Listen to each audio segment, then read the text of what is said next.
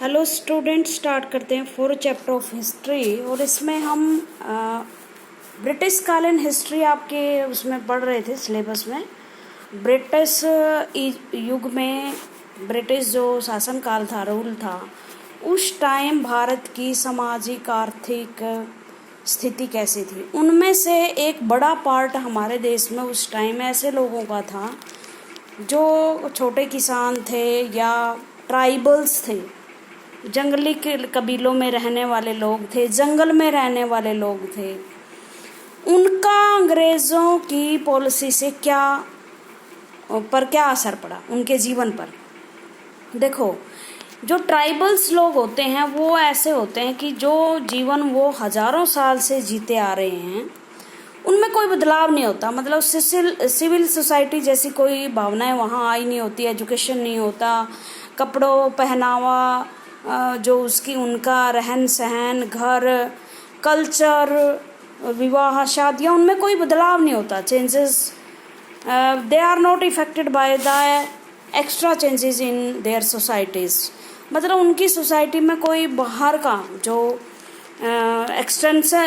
External changes होते हैं वो नहीं होते। वो अपनी वही सदियों पुरानी परिपाटी से जीवन जी रहे होते हैं। लेकिन और इससे पहले जितने भी हमारे यहाँ रूलर्स आए, जैसे मुगल आए या दूसरे जो भी रूलर रहे, इन लोगों के मामले में उन्होंने कोई हस्तक्षेप भी नहीं किया। उनको एज इट इज़ जीने दिया जैसे वो जी रहे थे।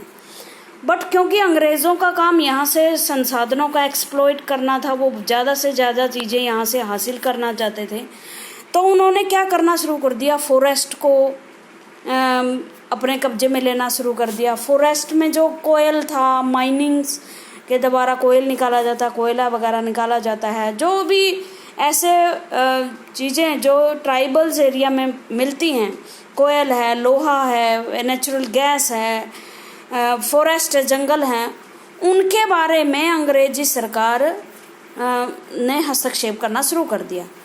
अगर जैसे ही वो अंग्रेज सरकार उनके मामलों में, मान लो फॉरेस्ट पॉलिसी बनाएगी, कोई जंगल से संबंधित कोई भी पॉलिसी अगर गवर्नमेंट बनाती है, तो सबसे पहला असर किन पे पड़ेगा? उन लोगों पर जो जंगलों में रह रहे हैं, जिन्हें ट्राइबल्स बोलते हैं, जिन्हें कबीले कहते हैं, शेड्यूल कास्ट, शेड्यूल ट्राइब्स जिन्हें बोलते हैं। और इनके हितों की रक्षा के लिए इन्होंने खुद हथियार उठाए। जैसे सिविल सोसाइटी अपना संघर्ष कर रही थी, जिसमें गांधी जी के नेतृत्व में बहुत सारे आंदोलन चल रहे थे, असहयोग आंदोलन, सिविल राइट्स मूवमेंट। ये 1857 की क्रांति में राजाओं ने अपने राज्यों को बचाने के लिए हथियार उठाए। इसी तरह इन ट्राइबल्स ने भी, जब उन्हें लगा कि वो अंग्रेजों को फिरंगी बोलते थे, जब फिरंगी लोग उनके मामलों में हस्तक्षेप कर रहे हैं, उन्हें ज़बरदस्ती वो लाइफ जीने के लिए मजबूर कर रहे हैं जिनके वो आदी नहीं है, वो लाइफ छोड़ने के लिए मजबूर कर रहे हैं जो वो जी रहे हैं इतने सालों से, तो उन्होंने लगा कि ये हमारे कल्चर पे, हमारी जीवन पे अटैक है। तो इन्होंने क्या किया, अंग्रेज़ों का विरोध करना शुरू कर दिया। और ऐसे बहुत सारे एजिटेशन, बहुत सारे मूवमेंट चले, जिनमें से जो ट्राइबल्स लोगों द्वारा अंग्रेज़ों के विरुद्ध चलाए गए। और अंग्रेज़ सरकार ने मजबूर होकर फिर जो ट्राइबल्स थे, ट्राइबल्स लोगों के जीवन में हस्तक्षेप करना बंद किया। इनमें से एक बड़ा नाम है बिरसा मुंडा। मुंडा आपने सुना होगा, एक ट्राइबल्स जाति है बिरसा मुंडा। गोंड, खोंड, मुंडास, गद्दी, भील, मीणास, ये सारे क्या हैं? ट्राइबल्स हैं। हरियाणा में ट्राइबल आपको देखने को नहीं मिलेंगे क्योंकि हरियाणा में जंगल नहीं है।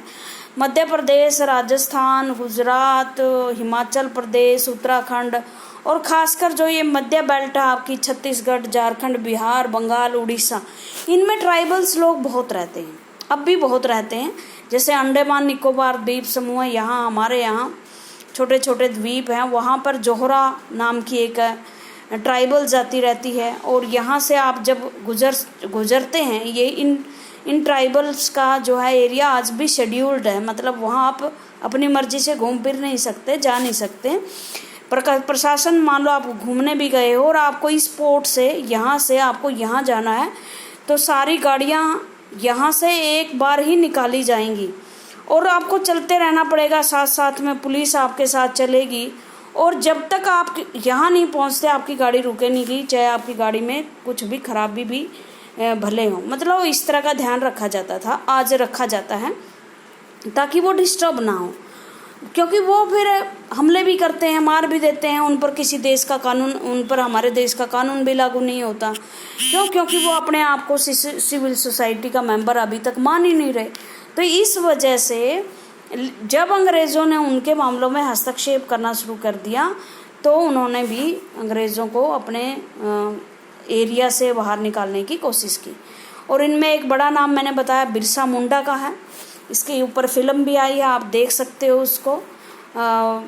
जो जिन्हें देवता, क्योंकि ये लोग पता क्या अनपढ़ होते हैं, और अनपढ़ता के कारण जैसे ही इन्हें कोई ऐसा व्यक्ति दिखता है जो वीर हो, वो अपने आप को देवता के रूप में रिप्रेजेंट करता है कि मुझे स्वप्न आया था, मुझे देवी दिखाई दी और इस तरह से मैं आपका नेता चुन लिया गया। देवी ने मुझे आशीर्वाद दिया है कि मैं जो फिरंगी लोग हैं उनसे आपको मुक्त करवाऊं। इस तरह की भावनाएं हो जाती हैं, और वो जो लोग हैं बिरसा जैसे लोग, वो देवीय रूप धारण कर लेते हैं आम आदमी की बजाय।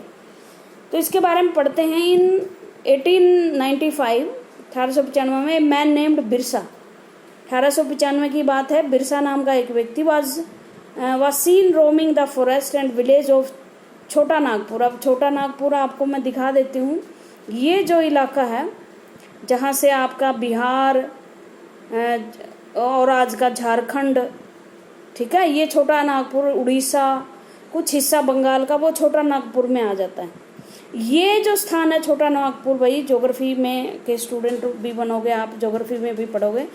ये जो इलाका है हमारा लावे की धरती से बना, इसमें जो हमारे रिसोर्सेज है ना, लोहा है, तांबा है, अब्रक है, कोयल है, ये बहुत ज़्यादा मात्रा में मिलता है। जितने भी आप स्टील प्लांट देखोगे, जितने भी आप कोयले की खाने देखोगे, जितने भी आप दूसरे रिसोर्सेज के बारे में पढ़ोगे, तो ये छोटा नागपुर के पठार का जो इलाका है उसमें आप ये ज़रूर पढ़ोगे कि ये चीज़ें वहाँ पाई जाती हैं। झारखंड वर्तमान का झारखंड है, लेकिन पहले ये बिहार था, ठीक है, झारखंड को बिहार से निकाला गया था। छोटा नागपुर इन झारखंड, उसको बिरसा को आप जंगलों में घूमते हुए देख सकते थे, वो जंगलों में घूमता था। People said he had miracles powers. मैंने बताया ना कि अनपढ़ लोग हैं और ज़्यादा इनको टेक्नोलॉजी का, साइंस का ज्ञान नहीं है, तो लोग उनको कहते थे कि इसके पास बड़ी चमत्कारी शक्तियाँ हैं। He could cure all diseases, वह सारी बीमारियों को ठीक कर सकता है। जैसे हमारे यहाँ भी बाबाओं के पास जाते हैं ना झाड़ा वगैरह लगाने के लिए, और कहा जाता है कि ये बाबा के पास इतनी पावर है कि ये सारी बीमारी दूर कर देता है। एंड मल्टीप्लाइज ग्रेन, और अनाज को भी दुगना कर सकता है, दुगना तिगना कर सकता है। Birsa himself declare that God had appointed him to save his people from the trouble. और बिरसा ने भी अपने आप डिक्लेयर कर दिया कि भगवान ने मुझे चुना है अपने लोगों को कठिनाइयों से निकालने के लिए।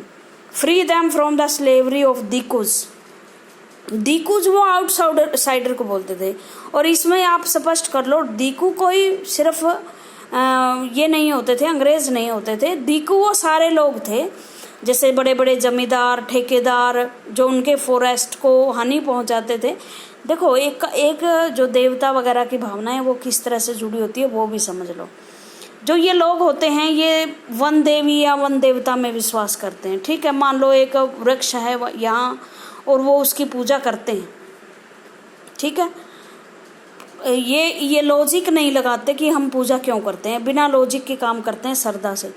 और इसको कोई कंपनी काट रही है, तो जो अंधविश्वासी लोग होते हैं या जिनका आस्था बहुत ज़्यादा होती है गहरी वो इन चीज़ों के प्रति, तो वो इस आस्था के लिए कुछ भी करने के लिए तैयार हो जाते हैं, ठीक है।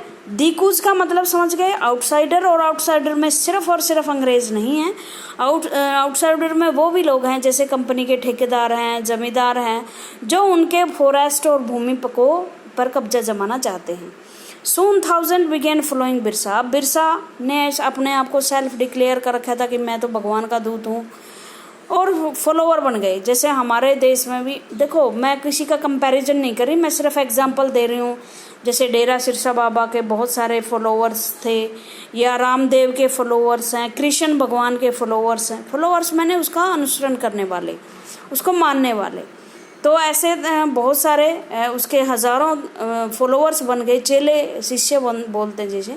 बिलीविंग दैट ही वाज भगवान, वो भगवान है, and had come to solve all his problem, all their problem, जो उनकी सारी समस्याओं का हल करेंगे। Birsa was born in a family of Munda, ठीक है, मुंडा फैमिली में वो पैदा हुए थे। और मुंडा क्या है, एक ट्राइबल ग्रुप्स है, दैट लिव्ड इन छोटा नागपुर, जो छोटा नागपुर के पहाड़ियों के आसपास रहते हैं। मेरी एक आपसे सजेस्ट है, नेट पे जाओगे तो मेजर ट्राइबल्स ऑफ इंडिया नाम से सर्च करो, आपको गूगल पे बहुत सारे इस तरह के ट्राइबल्स मिल जाएंगे, उनका रहन सहन भी मिल जाएगा। Santhal, but his follower include other tribal of region. मुंडे ही उसके वो नहीं थे, आपने नाम सुना होगा, अभी पीछे एक मुंडा, अर्जुन मुंडा थे क्या, जो इसके अर्जुन तो नहीं थे शायद, जो झारखंड के मुख्यमंत्री भी रहे हैं, ठीक है। ट्राइबल ऑफ रीजन, वो दूसरे ट्राइबल्स के लोग भी उसके फॉलोअर बन गए, और उनमें से एक था संथाल। संथाल जाति जो बिहार का निचला पार्ट है, जैसे उड़ीसा और बंगाल में आते हो, संथाल वहाँ ज़्यादा होते हैं। संथाल एंड ओरोन जनजाति के लोग भी उसमें शामिल थे। All of them in the different way. देखो लोग क्यों शामिल होते हैं इकट्ठे, जब उनकी प्रॉब्लम साझी हो जाती है। All of them in different way were unhappy with the change they were experience and the problem they were facing under British rule. और मैंने बताया था ना, क्योंकि सब दुखी थे, अनहैप्पी थे, और वो ऐसे चेंजेस से जो उनके लिए प्रॉब्लम बन गए थे। और इसका कारण कौन थे, जो ब्रिटिश रूल नए नए रूल अपना रही थी, और उनकी जो ज़मीनें हैं उसको एक्वायर करने की कोशिश कर रही थी, उनके फॉरेस्ट काटने की कोशिश कर रही थी, ठीक है। ये women of Dongria Kondh tribes in Orissa wade through the river on the way of the market. ये कोई पिक्चर आएगी आगे, उसके बारे में है कि वोमेन्स हैं वो, ये देखो, ये ट्राइबल्स औरतें हैं, इन्होंने कुछ सामान लिया हुआ है, इनका पहनावा देख लीजिए आप, आदिम ज़माने का है, और कोई चोटी वगैरह बना नहीं रखी इन्होंने, मतलब इनके अपनी लाइफस्टाइल होता है, और इसीलिए लोगों को इनसे दूर रहने के, मतलब इनके क्षेत्रों में प्रवेश करने से रोका जाता है, ठीक है। अनहैप्पी थे ब्रिटिश रूल से। Their familiar way of life seem to be disappearing. उन्हें लगता था जो वो लाइफ अब तक जी रहे हैं और जिनमें वो सबसे कंफर्टेबल हैं, क्योंकि लंबे समय से जिस लाइफ का कोई भी व्यक्ति आदी हो जाता है तो वो उसको क्या लगने लगती है, आसान लगने लगती है। तो उनको लग रहा था ये लाइफ हमारी ख़त्म हो रही है। Their livelihood were under threats. उनकी जो जीविका थी उस पर तो बड़ी थ्रेट थी, उसको तो थ्रेट मैंने चेतावनी थी, भय था उसको कि उनकी लाइवलीहुड के साधन ख़त्म हो जाएंगे। जैसे मान लो ये बोझा सिर पे उठाया हुआ है ये किसी चीज़ का, अगर अंग्रेज़ सरकार ये बैन लगा दे कि नहीं आप ये सामान जंगलों से कलेक्ट नहीं कर सकते। देखो जैसे बीड़ी के पत्ते होते हैं, बीड़ी के पेड़ होते हैं, जैसे महुए के फूल होते हैं जिससे शराब बनती है, वो चुनते हैं वो लोग। तो इस तरह से क्या है, उनकी लाइफ मुश्किल हो जाएगी। And their region appear to be in danger. उन्होंने लगा कि उनका जो क्षेत्र है वो बड़ा खतरे में है। What problem did Birsa set out to resolve. अब क्या प्रॉब्लम थी जिसे बिरसा रिजोल्व कर सकता था, बिरसा ख़त्म कर सकता। हमें प्रॉब्लम जानने ज़रूरी है ना। Who were the outsider. Outsider कौन थे। बीइंग रेफर टू डीकू, जिसे डीकू बोला जाता है। And how did they enslave the people of region. और कैसे वो इस क्षेत्र के लोगों को स्लेव दास बना रहे थे, या उनको उनकी लाइफ चेंज कर रहे थे, या उनके लिए मुश्किलें पैदा कर रहे थे। What had was happened to the tribal people under the British rule. British rule में ट्राइबल्स पीपल के साथ क्या हुआ। How did they live their lives change. उनकी जीवन कैसे बदल रहा था। These are some of the question you will read about in this chapter. ये कुछ क्वेश्चन हैं जिनके बारे में हम पढ़ेंगे। Are you ready. चलो पढ़ते हैं। You have read about tribal society. Tribal society के बारे में आपने पढ़ा होगा, नहीं पढ़ा हो तो मैंने बहुत सारी चीज़ें बताई हैं। इसके बावजूद उनके लाइफस्टाइल आज देखना है तो आप इंटरनेट से सर्च कर सकते हो, एक बड़ा साधन है आपके पास ये। Last year most tribes had custom and ritual that were very different from those laid down bye ब्राह्मण। देखो, हिंदू सोसाइटी या भारत में मोस्टली सोसाइटी किसके तहत जीती है? जो ब्राह्मण ग्रंथ हैं उसके तहत। हमारे हवन होती है, पूजा होती है, बच्चा जन्म लेता है तो उसे संस्कार होते हैं, मृत्यु होती है तो संस्कार होता है, विवाह शादियां संस्कारों से होती है। जो लाइफ है वो कास्टिज्म पर आधारित है। धार्मिक मामले जो हैं वो भगवान की पूजा, मंदिर, मस्जिद, माला, फूल, दीप, ये सब क्या है? ये कस्टम हमारे रीति रिवाज है, ठीक है। बट जो आदिवासी लोग हैं इन कस्टम को नहीं जानते। जैसे आपने द्रौपदी के बारे में सुना होगा, उसके 5 पति थे। आम सिविल सोसाइटी में 5 पति होते नहीं है। किसी भी एक पत्नी के 5 पति नहीं होते। एक पति की 2-3 पत्नियां, हमारे यहाँ 1-2 पत्नियां मजबूरी में हो सकती है, बट किसी भी औरत के 2 पति एक सामान्य समाज में, हिंदू समाज में मान्य नहीं है। बट ट्राइबल्स जो हैं, जैसे एक उत्तराखंड के आसपास एक ट्राइबल है, मुझे नाम याद नहीं है, वहाँ इस तरह की प्रथाएं हैं, आज भी हैं। इनके जो रूल है ना वो बड़े सरल होते हैं, वो नेचुरल तरीके से जीते हैं, ठीक है ना, नेचुरल तरीके से। भाई ये नहीं है कि अगर बेटा बहू अलग रहना चाहते तो घर में बहुत ज़्यादा बड़ा क्लेश हो जाता है, नहीं। वो हो सकता है शादी से पहले ही वो अलग रहना शुरू कर दे। मतलब इस तरह की बिल्कुल खुला नेचुरल लाइफ होता है। सिविल सोसाइटी के जो रूल होते हैं वो इन सोसाइटीज़ पर लागू नहीं होते, वो अपनी आसानी से जीवन जीते हैं। जैसे हमारे यहाँ भर भर के दहेज जाता है ससुराल पक्ष में को, जो बहुत सारे सिंधारे वगैरह दिए जाते हैं, भात वगैरह होते हैं, वहाँ नहीं होते इस तरह की चीज़ें। वहाँ इकट्ठी एक सोसाइटी की गैदरिंग होती है और जो जोड़ा अपने आप एक दूसरे को पसंद करता है शादी कर लेते हैं। इस तरह की बातें वहाँ नहीं होती। मतलब जैसे आम नेचुरल लाइफ होती है, उन्होंने अपनी सिविल सोसाइटी के ज़्यादा रूल नहीं बनाए, और जो रूल बनाए हैं वो उनके समाज के रूल हैं और वो सदियों से चले आ रहे हैं। वो कोई लिखित कॉन्स्टिट्यूशन के रूल नहीं है। जैसे हमारे यहाँ क्या है, किसी भी व्यक्ति को तलाक लेना है, किसी से अलग होना है, उसके रूल कोर्ट में तय होंगे, कोर्ट में देगा कि ज़मीन क्या होगी। वहाँ ऐसा नहीं है, वहाँ उनके समाज के अपने रूल हैं।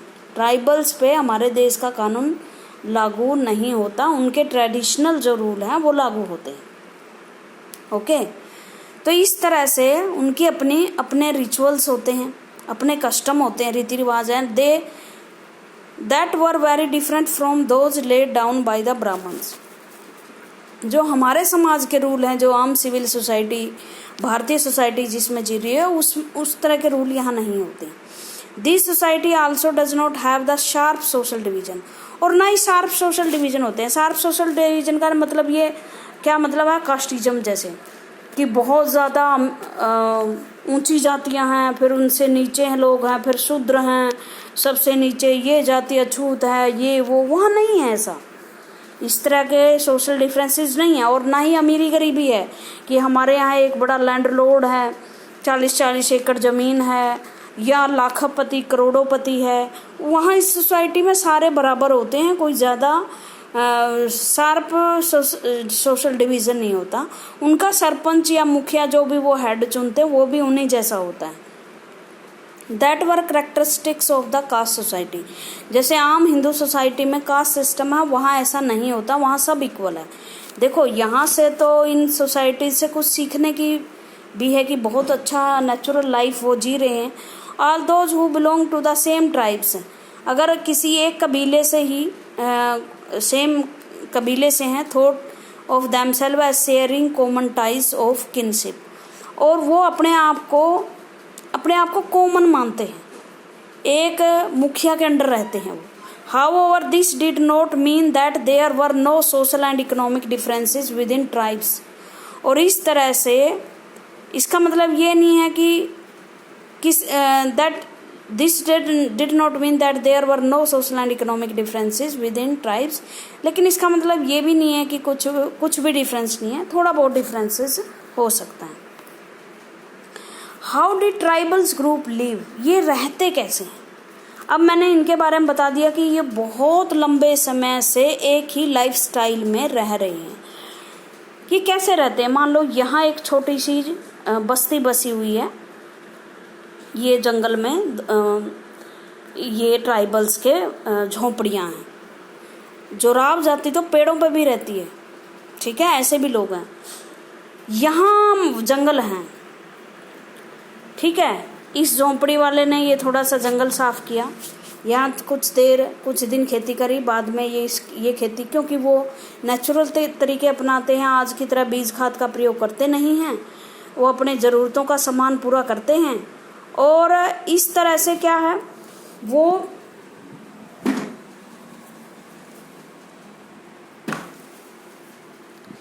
ज़रूरतों का सामान, जैसे ही उनको लगता है कि इस मिट्टी की जो है उपजाऊ शक्ति ख़त्म हो गई, तो यहाँ से फिर ये पेड़ काट लेते हैं, ये छोड़ देते हैं।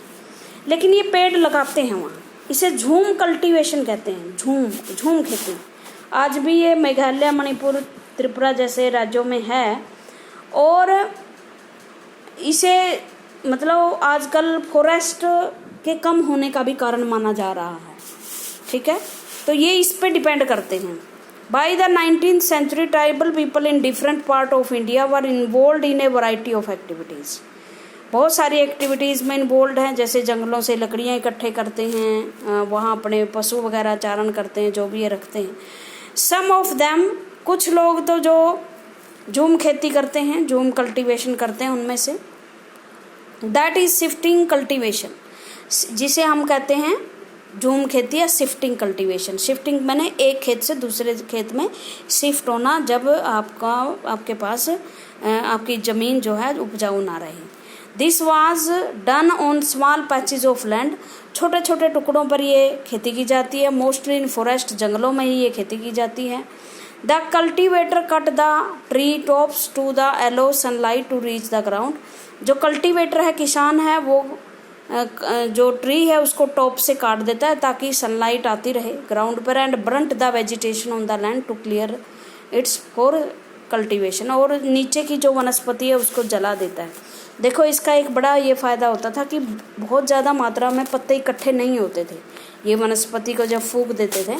आज जंगलों में बड़ी भारी आग लगती है, क्योंकि इस तरह के जो सिस्टम ट्राइबल्स अपनाते थे उन पर बैन हो गया है। तो एकदम ये पत्ते क्या है, बिखरते रहते हैं, इकट्ठे होते रहते हैं, और जब जंगल आग लगती है तो बहुत ज़्यादा लग जाती है, ठीक है। तो कुछ मामलों में जो ट्रेडिशनल तरीके थे वो बहुत अच्छे थे। They were spread the ash from the firing, और वो जो जलाई हुई है ऐश है, राख थी, वो बिखेर देते हैं। और वो ऐश किसका काम करती है, खाद का। विच कंटेन पोटास, जिसमें पोटास होती है, टू फर्टिलाइज द सोल, जो भूमि को क्या करती है, उपजाऊ बनाती है। They use the axe to cut trees and hoe to scratch the soil in order to prepare it for cultivation. वो हथौड़ा, कसी रखते हैं, हथौड़े से वो क्या करते हैं, पेड़ों को काटते हैं, हथौड़ा नहीं सॉरी कुल्हाड़ा, और जो स्पैडे या हो है, कसी है, उससे ज़मीन को तैयार करते हैं। उनके पास ट्रैक्टर थोड़े नहीं होते हैं। दे ब्रॉडकास्ट द सीड, उसके बाद वो बीज डालते हैं, बीज भी उनके देसी बीज होते हैं। This is scattered the seed on the field instead of plugging the land, वो हल नहीं जोतते, बस बिखरा देते हैं। एंड शोइंग द सीड, या बीज को बो देते हैं। Once the crop was ready and harvested, जैसे ही वो फसल उग जाती है, काट ली जाती है, they move to another field, वो दूसरे खेतों में चले जाते हैं, क्योंकि उन्हें लगता है कि अब ये दूसरी बार अच्छी फसल नहीं देगी।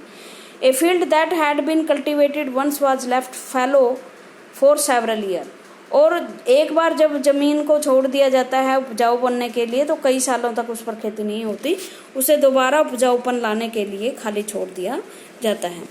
पहले जब हरियाणा में भी इस तरह की चीज़ें नहीं थी, तो काफ़ी खाली भूमि छोड़ दी जाती थी।